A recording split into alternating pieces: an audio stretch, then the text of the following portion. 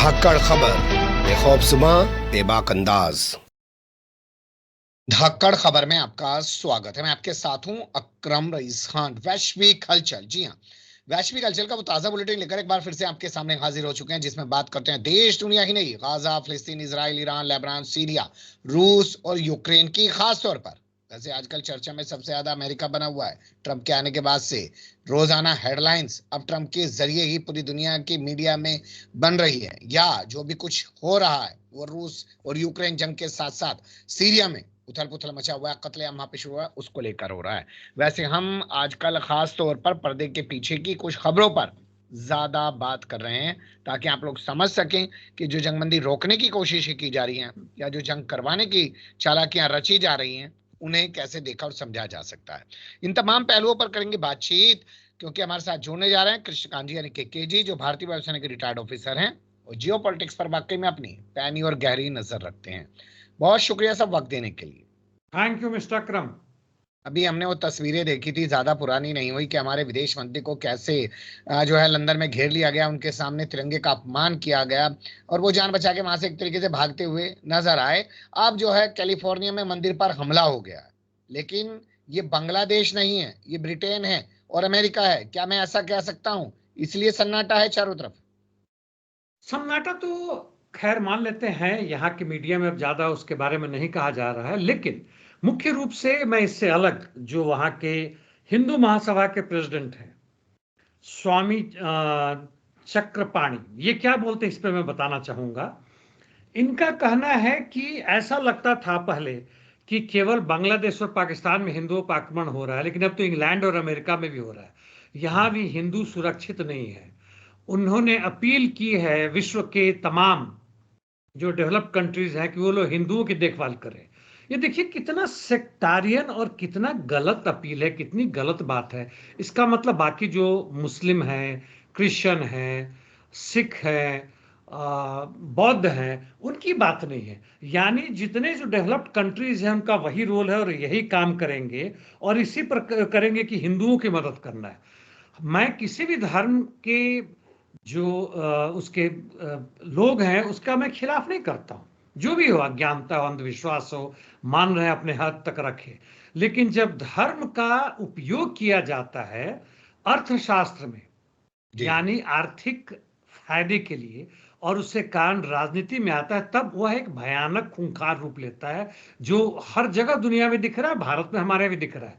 और ये वहां की बात करते हैं। हमारे जहां तक भारत में जो कुछ हो रहा है, अल्पसंख्यकों पर जब आक्रमण हो रहा है, उसके बारे में एक लाइन की भी चर्चा नहीं करते। नहीं, मैं यानी इसमें अगर बिल्कुल। एक लाइन जोड़ूं सर, आपको रोक जी रहा हूं बीच में माफी के जी साथ, जी जी, कि बोलिए बोलिए। अब ये जब विश्व गुरु हम बन ही चुके हैं, तो क्यों ना चक्रपाणी महाराज जैसे तमाम बाबाओं को अपील कर देने चाहिए कि भारतीय वापस लौटाओ। आपने बहुत बढ़िया सवाल किया। तो वही जो एकांगीपन है इनका, जो अवैज्ञानिक और अतार्किक इनकी सोच है, और खुद भी ये लोग अंधविश्वासी और अज्ञानता से भरे हुए हैं। ऐसा नहीं है कि दूसरों को मूर्ख बना रहे, खुद भी उसी हालत में है। और इसलिए हमें यह समझना होगा कि ये हमारे जो धर्म गुरु, धर्म के ठेकेदार हैं, उनका लक्ष्य क्या है। वो हमारे लिए नहीं है, बल्कि उनका कारण कुछ और है, खुद के चलिए, लिए वो कर रहे हैं। जी अब ऑस्ट्रेलिया का रुख करते हैं। एक भाजपाई वहां पे पकड़ा गया है जो बड़ा बलात्कारी निकला है, और इसी बीच नरेंद्र मोदी फिर से उठ चले हैं विदेश यात्रा पर। जहां तक इनकी बात है, केवल हम यह ना कहें कि भाजपाई हैं, वहां पे ऑस्ट्रेलिया में बहुत वर्षों से रह रहे हैं, स्टूडेंट बन के गए थे, वहां के नागरिक बने, वहां के भी हिंदू काउंसिल ऑफ ऑस्ट्रेलिया के स्पोक्स पर्सन थे, है ना। और बालेश धनखड़ इनका नाम है, और वहां पे इन्होंने हिंदू सभा या ये सब कुछ बनाई थी, उसके ये प्रेसिडेंट थे, मतलब बड़े नेता थे हिंदू के। और इन्होंने जो बाद में पता चला, ये तब तक नेता थे 2018 तक, जब तक इनको गिरफ्तार नहीं किया गया, क्योंकि यह लोगों को बुलाते थे दूसरे देशों से कि आओ हमारे यहाँ नौकरी दिलवाएंगे, यानी नौकरी का एजेंट कहें या जो भी इनका है, जैसे रियल एस्टेट के एजेंट होते हैं, वैसे ये थे। कबूतरबाज। And overseas friends of BJP, इसके भी प्रेसिडेंट थे, यानी पैसे इनको बहुत मिलते थे, वहां से मिलते थे। और इसके बाद इन्होंने 5 कोरियन वीमेन के साथ कम से कम बलात्कार किया, या तो नशे की हालत में या जबरदस्ती वैसा करके किया। और ये देखिए कि एक नया ट्रेंड मैं देख रहा हूँ। एक तरफ तो जो मारने की बात है, चाकूबाजी से, कार से या ट्रक से मार रहे हैं, ये बलात्कारियों की है कि बलात्कार करते करते उसका वीडियो बनाते हैं जो बाद में उससे मजे लेते हैं। और यह पकड़ा गया और इसके कारण इनको जेल में डाला गया। अब इनकी बड़ी इज्जत हुआ करती थी वहां से लेकर भारत तक में, अब इनका नामो निशान तक कोई नहीं लेता है। हमारे मीडिया में इनकी चर्चा नहीं आ रही है। 40 वर्ष की सजा मिली है, जिसमें कम से कम 30 वर्ष बिना पेरोल के रहेंगे, यानी बाहर भी नहीं निकल सकेंगे। जी बिल्कुल आप सही कह रहे हैं, क्योंकि इन सब लोगों के लिए हर चीज सिर्फ अर्थ सत्ता ही तो है, पैसा ही तो है। आपने किस तरीके से देखा कि अस्पतालों के अंदर के वीडियो, बच्चा पैदा करने वाला वीडियो अगर चाहिए तो इतने पैसे में मिलेगा, महिला का नहाते हुए जो है महाकुंभ का वीडियो चाहिए तो कितने पैसे में मिलेगा, और वो सब कौन इस सब धंधे में लिप्त थे पूरी दुनिया जानती है। खैर, अगली खबर का रुख कर लेते हैं। पाकिस्तान के 11 लोगों को आतंकवाद के आरोप में स्पेन के अंदर गिरफ्तार किया गया, एक को इटली में पकड़ा गया। ये क्या फतह गई है वहां पर एकदम, कौन सा संगठन खड़ा हो गया सर? संगठन खड़ा हो ना हो, लेकिन स्पेन के पुलिस का कहना है कि ये लोग सामूहिक रूप से, और इसलिए इनके ऊपर जो भी क्राइम, उनका जो कोड है या जो भी उनका लॉ है ज़्यादा कठोर हो जाता है। कि सामूहिक रूप से वहां जाकर इन्होंने, शायद इसमें महिलाएं भी हैं एक दो, सामूहिक रूप से जाके ये लोग ब्लास्फेमी यानी धर्म के खिलाफ काम करने वालों के खिलाफ जिहाद का प्रचार कर रहे थे अपने व्हाट्सएप मीडिया या सीक्रेट तरीके से। और इसमें इनके खिलाफ ये पकड़े गए हैं। तो अपने देश में ये लोग बचा रहे हैं या जो भी कर रहे हैं, नहीं कर रहे हैं मुझे नहीं मालूम, हो सकता है ये झूठ भी बातें हो, कुछ और भी कर रहे हो, एक नॉर्मल धर्म का प्रचार भी कर रहे हैं, हो सकता है। लेकिन यदि वास्तव में वो कर रहे हैं जो स्पेन की पुलिस कर रही है, तब स्थिति जो है सो ठीक नहीं है। खुद का देखो यार, तुम दूसरे देशों में जाके क्या कर रहे हो, वहां की स्थिति को तुम छोड़ दो। बिल्कुल जी सही।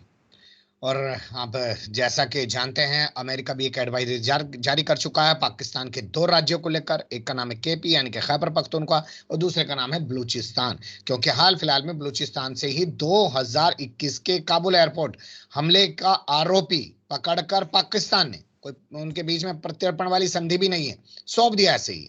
तो उसके बाद अब उन्होंने एडवाइजरी जारी की है कि वहां पे जरा सोच समझ के जाएं। इससे अगली खबर का रुक कर लेते हैं, और इसमें हमारे पास जो अगला अपडेट आ रहा है सर, वो है कि कनाडा में नए प्रधानमंत्री चुने गए हैं। चारों तरफ बड़ी तारीफ हो रही है और कह रहे साहब ये तो कनाडा को आर्थिक मंदी से बचा चुका है, एक दौर में अच्छा प्रधानमंत्री बना है, लेकिन उसने बनते ही ट्रंप के खिलाफ मोर्चा खोल दिया। अब नए जो बने हैं, उनकी जो पार्टी है, लिबरल पार्टी है, उसके भी नेता चुनेंगे, उसी के लिहाज से अब ये इनको भी हटाएंगे जो पहले के थे, ट्रूडो।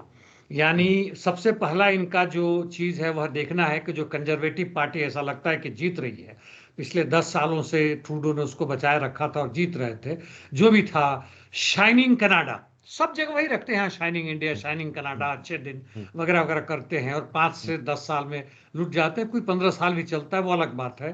तानाशाही हो तो 20-25 साल भी चल जाए, लेकिन कोई भी शाइनिंग नहीं होता है। तो सबसे पहली समस्या है कि मई में चुनाव होगा तो ये क्या करेंगे, या उसी तरह मई में ये भी लूटने वाले हैं, देखने वाली बात होगी। दूसरी तरफ कनाडा का जो टैरिफ वॉर जो अमेरिका से शुरू हो गया, दूसरे जगहों से चल रहा है, उसमें बात है। तीसरी तरफ यूक्रेन के प्रति इनका क्या रुख होता है, बहुत जबरदस्त प्रो यूक्रेन की है।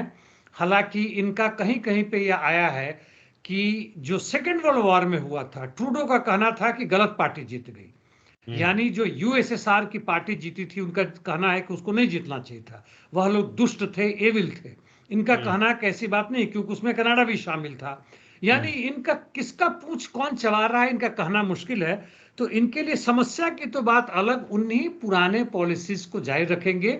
वहां के बड़े बड़े बैंक के ये बड़े जनरल मैनेजर थे, तथा कथित रूप से इन्होंने बचाया था। लेकिन इनके जो विपक्षी हैं कंजर्वेटिव पार्टी वाले, वो कहते हैं कि इन्होंने, जो आप कह रहे हैं ठीक उसका उल्टा, कि उन्होंने आर्थिक मंदी और आर्थिक बर्बादी करने में कनाडा को कहीं से नहीं छोड़ा है।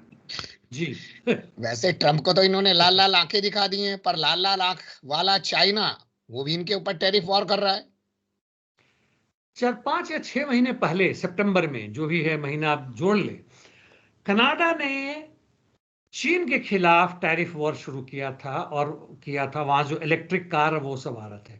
चीन उस समय खामोश रहा है, इतने समय तक उसने, चीन का ध्यान कम, उसका पूरा का पूरा ध्यान था कि अमेरिका में कौन जीत रहा है, यदि ट्रम्प जीतते हैं तो क्या स्थिति होगी, नहीं होगी, और मध्यस्थता करने में लगा हुआ था जो यूक्रेन वॉर चल रहा था, और खुद का जो BRI बेल्ट एंड क्या रोड था, belt initiative. And road initiative पर जो चल रहा था उस पर लगे पड़े थे। अब जाके इनकी आंखें खुली हैं। और एक चीज और भी हुआ है कि अमेरिका ने इनके गुड्स पे टैरिफ लगा दिया है, इन्होंने अमेरिका के खिलाफ लगाया, यानी आदान प्रदान में कुछ घटती आएगी। उधर कनाडा और अमेरिका के बीच में हो गया, वहां भी आदान प्रदान में घटती आएगी। कनाडा और अमेरिका के बीच में फ्री ट्रेड था, वो अब खत्म होता नजर आ रहा है। इसके कारण जो सामान कनाडा का या इधर से जो आता जाता था वो अब मैक्सिमम इधर अब चीन के पास आएगा। और चीन ने के अगेंस्ट में लगा ही रखा था, तो ये तिकोना में चीन क्यों चुपचाप रहे? इसने उसके जितने भी फार्म यानी एग्रीकल्चर से रिलेटेड थे सब पे एक एक वो रेप सीड कोई बीज होता है जिसे तेल होता है, कनाडा उसमें काफी आगे है, कैनोल भी बोलते हैं अंग्रेजी में। वह करीब उसका 50% चीन जाता था, उसको छोड़ दिया, हालांकि वो बड़ी भारी संख्या में था। और लेकिन कुल मिला के 47 बिलियन के ऊपर जो था, जो कनाडा एक्सपोर्ट करता था सालाना, उसके करीब 2.5 से 3 बिलियन का टैरिफ चीन ने चेक दिया है। और अभी थोड़ा टाइम दिया है इनको, नए प्रधानमंत्री को, कि संभल जाओ, नहीं तो बाकी सब पे भी लगेगा और तुम कहीं के नहीं रहोगे। देखते हैं आगे क्या होता है। जी बिल्कुल सही कह रहे हैं। और जो आपने आंकड़े बताए हैं वही लोगों को असल में जानना चाहिए, और यही असल में खबर है। लेकिन लोगों को मजा तो कहीं और चीजों में आता है। खैर, मजे के लिए हम काम नहीं कर सकते हैं किसी के। अब रुक कर लेते हैं रूस और यूक्रेन से जुड़ी खबरों का। यहाँ जो पहला अपडेट है, एक नैरेटिव बन रहा है पूरी दुनिया में सर, कि मान लेते हैं रूस यूक्रेन जंग रुक जाती है और उसके बाद पुतिन और ट्रंप में दोस्ती हो जाती है, तो पूरी दुनिया में रूस और अमेरिका अगर एक साथ आ गए तो क्या नजारा होगा साम्राज्यवाद का? ये बड़ा बढ़िया प्रश्न है। इसके साथ मैं भी बताऊं कि आजकल हमारी बातचीत में पॉलिसी के ऊपर हम ज्यादा ध्यान दे रहे हैं, एक्सप्लेनेशन वगैरह दे रहे हैं, ना कि छोटी मोटी घटनाओं के ऊपर चाकूबाजी हो रहा है, ये सब हो रहा है। इससे कारण शायद हमारे व्यूअर्स भी घट गए हैं। खैर, हम अपनी काम जारी रखेंगे। ये जो है बड़ा महत्वपूर्ण है और पूरी दुनिया में हो रहा है। रशिया टुडे में डिटेल में भी आया है कि जो नया साम्राज्यवाद है, उसने तो यहां तक कहा दिया कि क्रांति होगा। यह कोई क्रांति वांति नहीं होने वाला है। अमेरिकी साम्राज्यवाद अपना आधार बदलना चाहता है। एक तरफ वह विश्व युद्ध तृतीय की संभावना को देखते हुए, जिसकी आग की लपट बढ़ रही है, और उसमें यदि न्यूक्लियर वेपन्स आ जाते हैं तो खुद भी नहीं बचेंगे। इससे वो थोड़े से मतलब सहमे हुए हैं, डरे से हुए, इसलिए उसके तरफ से अलग होना चाहते हैं। नंबर 2, उनको साफ दिख रहा है कि यूक्रेन बुड़ रहा है, अब हमें नहीं करना है। नंबर 3 जो सबसे महत्वपूर्ण है, इस नंबर 3 के पहले मैं बताऊं कि मिडिल ईस्ट में वो कुछ भी नहीं छोड़ रहे। मिडिल ईस्ट को पूरी तरह जकड़ा हुआ है। लेकिन उनको यह नजर आ रहा है कि उनके जो साथी थे, जिनके मदद से वो पूरे विश्व के ऊपर कब्जा किए हुए थे, अब वह उनके लिए बोझ बन गए, जिसमें यूरोपियन यूनियन, कनाडा, ये सब है। और इसलिए वो कर रहे हैं कि हम रूस से क्यों युद्ध करें, क्यों लड़ाई करें? वह भी एक पूंजीवादी देश, वह भी साम्राज्यवादी बढ़ता हुआ देश, क्यों नहीं हम उसको अपने मिलाकर। और चीन जो कि अभी तक हमारा बड़ा MNF, most favoured nation, MFN जो था, जो कि वाजपेयी की भी बड़ी तमन्ना थी कि चीन को हटा के रूस, चीन को हटा के इंडिया बन जाए, लेकिन उस समय इसका भंडा फोड़ दिया गया। वाजपेयी की बड़ी बेइज्जती हुई थी उस समय। खैर, तो यह जो नया नैरेटिव जो ट्रंप की सत्ता बन रही है, जिसमें एलोन मस्क का मुख्य हाथ है और बाकी लोग हैं, यह एक नया चीज आ रहा है। कोई क्रांति नहीं आ रहा, साम्राज्यवाद का एक नया रूप, एक करवट ले रहा है कि विश्व बाजार के ऊपर कब्जा करने के लिए अब इस तिकोना को, या दूसरे यूरोपियन यूनियन के छोटे छोटे देश है जिसमें आपस में लड़ाई चल रही है, और जनता को भी दिखाया जाए। और उनको नजर आ रहा है कि जैसे कैलकुलेशन मैंने दिया था, मेरी अंतिम बात है इसमें, कि वह $50 बिलियन बाहर से कह रहा है ट्रंप कि हम, हमारा धन है, बुलशिट, वह लूट के लाने वाला है। और ट्रिलियन डॉलर जो कर्ज उसको हटा के 15 ट्रिलियन और हो जाएगा, उसका कुछ हिस्सा जनता को भी देगा। और ये उनका अभी लक्ष्य है, ये उनका नैरेटिव है। जी वही हो रहा है जैसे हमारे यहाँ पे 15-15 लाख रुपए दिए जा रहे थे। लेकिन मेरा सवाल ये है कि मान लेते हैं रूस और अमेरिका मिल गए, बॉस कौन होगा, गुलाम कौन होगा, पिछलग्गू कौन होगा? इसमें बॉस कोई नहीं होगा। पुतिन की बड़ी ख्वाहिश है लावरोव के भी जितने भाषण हम सुने इसके ऊपर, वह मल्टीपोलर वर्ल्ड चाहते हैं। उन्हें पता है कि वो सिंगुलरली अकेले में अमेरिका का सामना नहीं कर सकता है, भले इकोनॉमिकली जूनियर पार्टनर हो, लेकिन मिलिटरली जियोपॉलिटिक्स की बात करें तो तकरीबन इक्विवेलेंट होगा। अंदर से जो भी हो, लड़ाई अभी भी जारी होगा और नए जगह पे होगा। ग्रीनलैंड से होते हुए जो Arctic, by the way Arctic जो आइलैंड है, मतलब पृथ्वी के ऊपर और नीचे भी, अंटार्कटिक भी आ गए, सब में बहुत बड़े बड़े, जिसके लिए अभी यूक्रेन में ट्रंप लड़ रहे हैं कि हमें भाई, या ग्रीनलैंड को अपना बनाना चाहते हैं कि रेयर अर्थ, वैसे वैसे एलिमेंट लिथियम, जिससे कि नए पावर सेक्टर बनेंगे, नए एनर्जी के स्रोत बनेंगे यदि ये सब तेल और पेट्रोलियम प्रोडक्ट खत्म हो जाए। वहां पे जहां की आर्कटिक है, वहां जितना अभी हमारे पास है उससे ज्यादा वहां पे है, केवल लाने की बात होगी। वहां नहीं तो पे अब क्या रशिया ये, और उसकी लड़ाई होगी। क्या रशिया और अमेरिका दोनों मिलके उनको लूटेंगे या उनको लूटने को लेकर लड़ाई होगी? दोनों चीजें होंगी, और उसमें चीन को वो दरकिनार करने की कोशिश करेंगे। जी, हम्म। मैं ये कहना चाहता था। अच्छा, चलिए, कुल मिला के ये है कि दोनों मिलके दुनिया को भैया लूटो, अपना जो भी है झगड़ा खत्म करो, पर लड़ना बंद करो, पैसा बनाओ। अफगानिस्तान से भी बदतर हालत होने जा रही है यूक्रेन की, लिंडसे ग्राम कह रहे हैं। लिंडसे ग्राहम बहुत आउटस्पोकन है, काफी बोलते हैं, काफी बार बकवास भी करते हैं, और इस बार इनका कहना है ये बहुत जबरदस्त प्रो यूक्रेनियन है। रूस के खिलाफ इनके मन में बहुत जबरदस्त घृणा है, और इनका कहना है कि भाई मैं ट्रंप के साथ हूं। ध्यान दीजिए हम्म। इनके वर्डिंग्स पे, मैं ट्रंप के साथ हूं, और जो ट्रंप के साथ जेलेंस्की ने किया, वाइस प्रेसिडेंट के साथ, जेडी वांस के साथ जो जेलेंस्की किया, बहुत खराब बात है। मैं जेलेंस्की का विरोध करता हूं, लेकिन यदि युद्ध शांति के पहले, युद्ध विराम के पहले हमने यूक्रेन को हथियार और जो इंफॉर्मेशन देते थे, स्टारलिंक के द्वारा हो या अब उनके सैटेलाइट के द्वारा हो, एक एक चीज बताते थे कहां मारो, इनके जो अटैकम्स और लॉन्ग रेंज मिसाइल्स थे, अब वो बेकार से हो जाएंगे, कहां भेजे ना भेजे बड़ा मुश्किल हो जाएगा। तो हम्म। वह चीज करेंगे तो उस हालत में जो अफगानिस्तान की हालत हुई, हमें भागना पड़ा, हम्म। उससे भी बुरा हाल यूक्रेन का हो जाएगा। यह बात जेलेंस्की को समझना चाहिए, पुतिन को यह बात मालूम है। जी। बिल्कुल सही कह रहे हैं। और आज रिपोर्ट छपी है कि जिस कुर्स्क के दम पर समझौते की कोशिश करना चाह रहा था यूक्रेन का राष्ट्रपति, उसके काफी हिस्से को रूस ने वापस कब्जा लिया है, तो उस पर कोई नेगोशिएशन हो नहीं पाएगा। लेकिन उत्तर कोरिया भी बाज नहीं आ रहा है, वो भी अपनी तैयारी जारी रखे हुए, उसने तो परमाणु पनडुब्बी भी बना दी सर।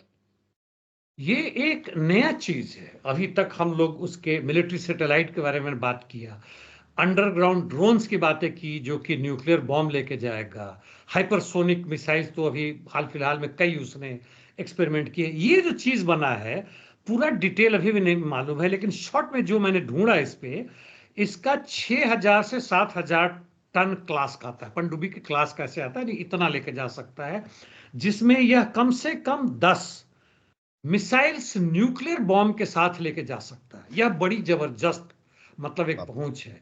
और हम्म। यह जो है सो एक नॉर्मल अंडरग्राउंड वाला ड्रोन नहीं है, जो कि मैक्सिमम छोटा वाला न्यूक्लियर बॉम्ब, यानी जिसको हम टैक्टिकल बॉम्ब या स्मॉल बॉम्ब को नहीं, बल्कि पूरे प्रॉपर 10-20 टन का बॉम्ब लेके, और रशिया, सॉरी, अमेरिका के समुद्र के नीचे नीचे जाकर पहुंच सकता है। 10 मिसाइल में से तो बहुत होते हैं हाइपरसोनिक, वहां से छोड़े आपने 7-8 के मार दिए, 2 भी घुस जाए तो आप अंदाजा लगा सकते हैं। बिल्कुल। तो यह बहुत बड़े खतरे की चेतावनी है अमेरिका के लिए। दक्षिण कोरिया तो खैर ही है, जापान भी उसमें शामिल है, और चीन क्या हम्म। सोचेगा देखते हैं। जी। चलिए, खतरे की चेतावनी लेकिन अमेरिकी वालों के लिए कुछ भी नहीं है। अब मैं अमेरिका से जुड़ी खबरों का रुख करने जा रहा हूं, और पहला स्टेटमेंट है इसमें ट्रंप के हवाले से। जो लोग कह रहे हैं ना आर्थिक मंदी आ जाएगी, सब फालतू बातें कर रहे हैं। मैं जितना टैरिफ लगा रहा हूं ना, इतना पैसा आ जाएगा कि हम कल्पना ही नहीं कर सकते हैं। ये बड़ा महत्वपूर्ण बात है। ये लोग कह रहे हैं कि हमारे आर्थिक मंदी नहीं आएगी। ट्रंप से पूछा गया तो उन्होंने थोड़ा सा टाल मटोल करके कहा कि भाई मैं यह नहीं कर सकता आऊंगा कि नहीं आऊंगा, लेकिन हम उस पर कंट्रोल करेंगे, हमारे ऊपर कोई खास असर नहीं पड़ेगा। कारण जो आप बता रहे हैं, इनके जो अब ये व्यापार मंत्री हैं, वो कहते हैं नहीं आएगा क्योंकि बाहर से हम बहुत जबरदस्त ला रहे हैं। लेकिन जो बाकी जो दूसरे हैं, जो कि कॉमर्स सिक्योरिटी और दूसरे हैं, और जो ऑनलाइन जो सर्वे करते हैं, इकोनॉमिक जो बॉसेस होते हैं, जो कि इंस्टीट्यूशन है, वो कहते हैं कि कोविड के समय जितना आर्थिक मंदी आया था, 2019-20 में, उससे ज्यादा अभी 2.5% तक जीडीपी नीचे जा सकता है। यदि 2.5% आता है तो ट्रंप या उनके जो सलाहकार ये नहीं समझ रहे हैं कि तुमने जो बाहर से लूट के लाया है वह जनता के पास नहीं जा रहा है, वह तुम्हारे चंद लोगों के पास जा रहा है। हमारा यदि 3 ट्रिलियन से 5 ट्रिलियन इकोनॉमी हो रहा है तो वह टाटा, बिरला और अदानी, अंबानी के पास जा रहा है, ना कि जनता के पास जा रहा है। और जनता की जो तुम नौकरी छीन रहे हो, चाहे भारत हो चाहे अमेरिका, वह सड़कों पे आएगी तो उसको तुम कैसे रोकोगे? सवाल वहां खड़ा होता है। जी, क्या सड़कों पे आएगी वाला जो शब्द आपने इस्तेमाल किया वो अभी से अमेरिका में लोग आने लगे हैं और इसीलिए एक बंदे ने जाके व्हाइट हाउस पर धावा बोल दिया?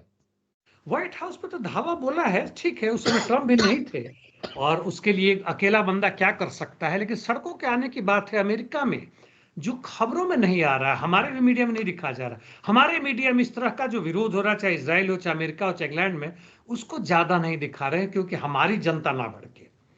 बल्कि कुछ चंद लोगों से बात कर रहे थे, अपर मिडिल क्लास या मिडिल क्लास के लोग हैं, वह कह रहे हैं कि मजदूरों को जरूरत क्या आंदोलन करने की, अपना काम करें और जिए। 5-5 किलो अनाज तो मिल ही रहा है। यानी एक चीज मैं ये कहूं कि यदि जिंदा रहने के लिए हमें दिखाना है कि हम जिंदा हैं, तो उसके लिए हमें आंदोलन करना, ना कि एक बंदूक लेके जाए। और पूरे अमेरिका में अब, हालांकि सैडली यह अच्छी बात नहीं है कि वह वापस डेमोक्रेट्स के पास के जाकर सड़कों पे हजारों हजार की संख्या में अनएम्प्लॉयमेंट के खिलाफ, एलॉन मस्क के खिलाफ, ट्रंप के खिलाफ अब सड़कों पर आ रहे हैं कि तुम हमारी नौकरी छोड़ रहे हो, हम ऐसे तुम्हें नहीं छोड़ेंगे। जी, क्या इसलिए वहां पर टेस्ला कारों के जो भी संस्थान हैं उनको जलाया जा रहा है? बिल्कुल, उनके संस्थान हैं, उनके जो चार्जिंग पॉइंट्स खास खास हैं, कैसे हैं क्या मुझे नहीं मालूम, लेकिन हमारे यहाँ भी उसे चार्जिंग पॉइंट्स बन रहे हैं और उसके जगहों पर आक्रमण जबरदस्त किया जा रहा है। यहां तक उन्होंने कहा है कि एलॉन मस्क हमने तुमने नहीं चुना है, तुम हमारे मंत्री नहीं हो सकते हो, और इसको एलॉन मस्क हटाओ, डेमोक्रेसी हटाओ। अब एलॉन मस्क हटाओ, डेमोक्रेसी बचाओ। हालांकि यह दुर्भाग्यपूर्ण है, डेमोक्रेसी बचाओ क्या, क्या बाइडेन के समय में डेमोक्रेसी था? तुम्हें नए हम्म डेमोक्रेसी की बात करनी होगी, एक हम्म ऑल्टरनेटिव डेमोक्रेसी की बात करनी होगी, जहां ठीक है। तुम्हारा उस पर वर्चस्व हो। जी। लेकिन ये नई डेमोक्रेसी है जहां पर एलन मस्क पोलैंड के मंत्री को धमकाता है, चुप रहो तुम छोटे आदमी। ये बड़ा मजेदार हुआ, ये बातचीत चली है, उसमें चल रहा था, तो इन्होंने डाला था कि भाई स्टार लिंक यदि हम हटा देते हैं, अभी हमने बात की ना कि इंफॉर्मेशन एंड ऑल दैट, तो स्टार लिंक हटा देते हैं तो तुम्हारा बुरा हाल हो जाएगा। वैसे इन दोनों में संबंध है कि नहीं? आपने कुर्स की बात की, और कुर्स में जिस तरीके से रशियन फोर्सेस हर जगह से घुसने लगे हैं, यहां तक कि गैस का पाइपलाइन था जो बंद था, उसके अंदर अंदर से घुसे हैं। बहादुरी की तो दाद देता हूं, खैर जो भी हो। तब ये कहते हैं स्टार लिंक हटाने के बाद एलॉन मस्क ट्वीट पे डालकर उन्होंने कहा कि तब जो है पूरे यूक्रेनियन आर्म फोर्सेस कुछ हफ्तों या महीनों में ध्वस्त हो जाएगी, और हमने इसको गिफ्ट दिया हुआ है। इस पे वहां के फॉरेन मिनिस्टर या जो भी हैं, डिफेंस मिनिस्टर, कहते हैं कि एलॉन मस्क गलत बात आप कर रहे हैं, हम उसका इतना मिलियन, 50 मिलियन हर साल या हर महीने इसको देते हैं। तो इस पे इन्होंने कहा कि छोटे आदमी तुम चुप हो जाओ, वह एक बहुत छोटा सा हिस्सा है उसका, उससे कुछ नहीं होगा, तुम नहीं रोक सकते हो, हम मना कर देते हो। ये चलिए, घमंड जो है बड़े और छोटे लोगों का बीच सामने आ रहा है। हम जनता के लिए बड़ा बढ़िया चीज है, देखिए कि कैसे उनके बीच में भेद हो रहा है, और उसका जवाब यह नहीं कि हम अपने बीच में भेद करें धर्म जाति के नाम पे, बल्कि हम यूनाइट हो जाएं, क्योंकि हम छोटे आदमी हैं। जी, चलिए। आपने अभी कुछ देर पहले भी छोटे और बड़े आदमी का जिक्र करते हुए बताया कि लोग कह रहे हैं कि मजदूर अब क्यों प्रोटेस्ट कर रहा है, उसको राशन मिल रहा है, खाए। मैं 5,000 साल पहले आपको ले जाना चाहता हूँ। 5,000 साल तक बताया जाता है इस देश में जो दबे कुचले दलित वंचित आदिवासी और तमाम लोग थे, उनको धर्म के नाम पर मानसिक गुलाम बना के रखा गया। तो वो क्या जी नहीं रहे थे? उस दौर में खा भी रहे थे, बच्चे भी पैदा हो रहे होंगे, उनके हाथ पैर भी उनके थे, तमाम चीजें थी, तो वैसे ही अब जीते रहे लोग, क्या दिक्कत है? अब दिक्कत यह है कि उस समय, हालांकि आपने जो कहा 5,000 वर्ष पहले, यदि जनता को, हमें सुनने वालों को समय मिले, चारवाक दर्शन जरूर निकाले, जो कि करीब 2,500 वर्ष पहले का है। और उन्होंने इतना ही कहा था कि यदि नहीं होता है तो ऋण लो, लोन लेके घी पियो, मतलब ऐश करो। हालांकि वह गलत बात है, उनके दर्शन के तय मतलब नहीं है, उनका दर्शन का बहुत बड़ा चीज है। और आज के समय में होते तो वो मार्क्स को पीछे छोड़ के हमारे देश के होते। उस समय के और अभी के समय में अंतर यह है कि उस समय के लोग का इस तरह से शोषण नहीं होता था। 5,000 बहुत पहले का है, यहाँ तक कि आज से 100 वर्ष या 2,000 वर्ष पहले भी था। लेकिन जो जाति भेद जो हमारे यहाँ जो लगाया था, और जो अभी का आर्थिक जो डिफरेंस आया है, और एक दूसरे को मरवा रहे हो तुम, और हमारी जो इंटरनेट से जो हमारी ज्ञान बढ़ी है, और हम अपना स्वतंत्र रूप से अपना जो करना चाहते हैं जबरदस्ती रोक रहे हो।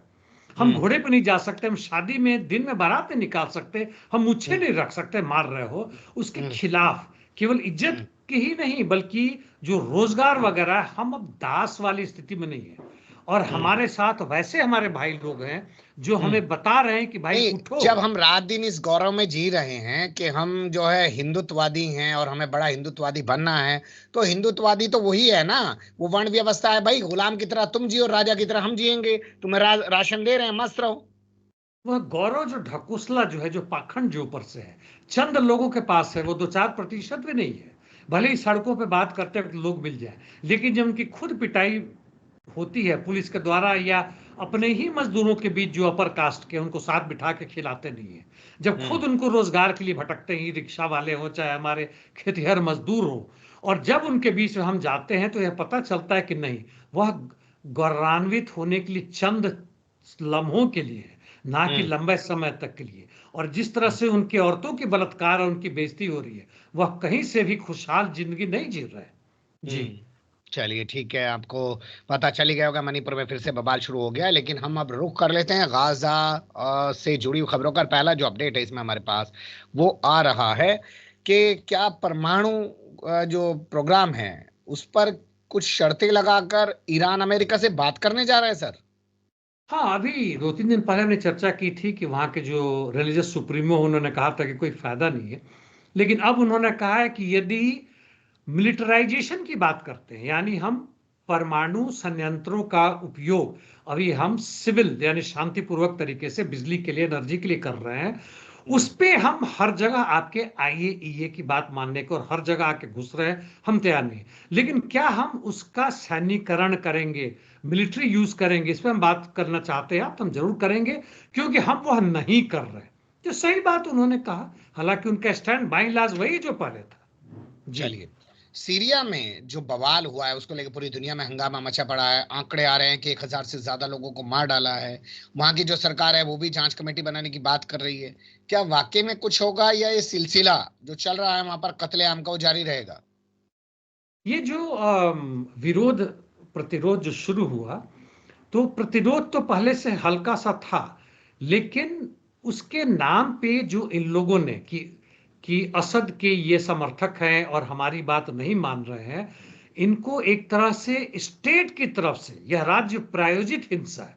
अब राज्य द्वारा जो कह रहे हैं कि हमने एक खोज करने के लिए एक टीम कर दिया, इन्वेस्टिगेट करेंगे, वो सब बकवास है, झूठ बोलते, वैसे ही जैसा हमारे देश में होता है। और एक नहीं, सैकड़ों नहीं, हजारों से, मतलब ना कहें तो 1,000 से अधिक जरूर मारा गया है, पुरुषों को, बच्चों को खासकर। और इसमें हजारों लोग जो हैं, वहां के लतकिया जो समुद्र के किनारे है, जहां रूसी सैन्य अड्डा अभी भी है, वहां लोगों ने जाकर शरण लिया है। तो यह तो खुलेआम हत्या, जनसंहार किया जा रहा है। और इसका आदेश भी जो मिला है, यह साफ है कि यह बिना अमेरिकी और इजरायली आदेश के संभव नहीं है। और इसमें सबसे शर्मनाक जो पोजीशन वो सऊदी अरबिया और तुर्की का है, जो चुपचाप खामोश बैठे हुए और ऊपर से दिखावे के लिए बोल रहे हैं, अंदर से कुछ नहीं कर रहे। जी चलिए, अंदर क्या चल रहा है, बाहर क्या दिखाया जा रहा है, ये सवाल हमेशा उठता रहा है और उठता रहेगा। हमास को लेकर एक रिपोर्ट छापी है, इजराइल का एक अखबार है जिसको नेतन्याहू बंद कराना चाहते हैं, हारेड्स उसका नाम है, कि 8-10 साल के लिए हमास ने कहा है कि जंगबंदी कर दो, हम राजनीति भी छोड़ देंगे, हथियार भी छोड़ देंगे। ऐसा कुछ हो सकता है क्या। नहीं, ऐसी इसकी हमने हल्की से चर्चा पहले की थी कि हमास का ये कहना है कि अभी की स्थिति में पहले जंगबंदी बंद करो, इमीडिएटली जितने भी एड्स हमारे लिए है, हेल्प है, मदद है, मानवीय सहायता, उनको आने दो, कुछ भी ना रोका जाए। अभी तो उन्होंने बिजली भी रोक दिया, पूरा गाजा पट्टी अंधेरे में पड़ा हुआ था, पता नहीं आज खुला कि नहीं खुला, वो सब शुरू कर दो। फिलिस्तीन राज्य को पूर्ण दर्जा दो ताकि हम कर दे, और वहां पे चुनाव उसके बाद उस स्थिति में हो तब हमें जरूरत ही नहीं पड़ेगी, क्या कहते हैं, मतलब राजनीति भी छोड़ देंगे, उस हिसाब से हमें जरूरत नहीं पड़ेगी। और जो हम मिलिट्री है वो भी अस्त्र शस्त्र हम छोड़ देंगे। यह शर्त अमेरिका और इजराइल कभी भी नहीं मानेंगे। लेकिन यदि हमास ने यदि कहें कि शतरंज में ये चाल चली है, तो बहुत ही सोची समझी, बहुत ही तौर तरीके की है, और बिना झूठ के ये सही बात भी है कि यदि ऐसा है तो उनको क्या जरूरत पड़ेगी हथियार उठा के इस तरह की लड़ाई लड़ने की। जी। कतर का ये कहना कि सिर्फ ईरान के परमाणु संयंत्रों की जांच नहीं होनी चाहिए, इसराइल के भी होनी चाहिए, आईएईए वहां पे निगरानी करे। कतर इतना बड़ा अगर स्टैंड ले रहा है, और अभी हमने देखा कि उनके जो अमीर हैं वो पहले भारत आए, फिर ईरान के दौरे पे गए, और उसके बाद अब ईरान के हक में इस तरीके का बयान बहुत कुछ कहलाता है सर। अंदर ही अंदर कुछ ना कुछ तो छटपटाहट चल रही है, और अपनी जनता को दिखाने के अलावा भी अपनी भी कुछ ना कुछ, जो इनके विदेश मंत्रियों के बीच में, यहाँ तक कि वहाँ के जो प्रेसिडेंट या प्राइम मिनिस्टर जो भी है वो भी बहुत भागदौड़ मचा रहे हैं। और इसलिए उन्होंने देखा, एक तरफ जहां वो इस्लामिक बॉम्ब से ईरान के नाम से डर रहे, पाकिस्तान के पास तो है, यहाँ कुछ भी ऐसा नहीं चल रहा है, और इसराइल को जो मर्जी आ रहा कर रहा है, इनके भी अंदरूनी मामलों में खुलेआम हस्तक्षेप कर रहा है। कतर में भी इनकी कोशिश रही है कि हमास का जो मुख्यालय है उसको हटा दिया जाए। कतर ने ना माना था, कुछ न कुछ अपनी न्यूट्रलिटी रखी हुई है। तो ये कतर का मांग दो है, एक तो ये कि आईएईए इनकी पूर्ण रखवाली करे, और दूसरे न्यूक्लियर प्रोलिफरेशन ट्रीटी पर साइन करे इसराइल, एनपीटी, जिसमें अरब कंट्रीज का मैक्सिमम लोगों ने साइन किया। उसका मतलब ये हुआ कि ईरान के यहाँ मान लीजिए कि शांतिपूर्ण तरीके से करने के लिए न्यूक्लियर संवर्धन की जो जितने भी वहाँ पे मशीन्स हैं या इंडस्ट्रीज हैं, उसका वह बातचीत दूसरों के लोग बना फैलाए, ताकि न्यूक्लियर बम बनाने के दूसरे देशों के ना जाए। यानी वैसे ही लोगों के पास दे जिनके पास ऑलरेडी है और जिन्होंने साइन किया, जैसे ईरान अफगानिस्तान को इस मामले में मदद ना करेगा। तो इजराइल इससे मुक्त क्यों है, उनका सवाल बहुत सही उठाया गया है। कम से कम कभी कभी तो अच्छी बातें कर लेते हैं ये लोग। जी बिल्कुल आप सही कह रहे हैं। वैसे आजकल सीन बदल रहा है, ट्रंप की योजना इन्होंने नकार दी है। मिस्र ने जो योजना पेश की, पहले उसको अरब लीग ने माना, फिर उसको आईसी ने माना, और बाद में यूरोपीय यूनियन के बहुत सारे देशों ने भी उसका समर्थन किया। पर क्या वाकई में वो योजना अमली जामा पहनेगी, ये बात तब साबित होगी जबकि दोहा में जो बातचीत शुरू हुई है उसके बाद वहां जंगबंदी होती है या नहीं। बहुत शुक्रिया, आपने बहुत बारीकी से तमाम चीजों पर रोशनी डाली। फिर आपके साथ किसी और मुद्दे पर जुड़ने की कोशिश करेंगे। धन्यवाद। Thank you mister Akram.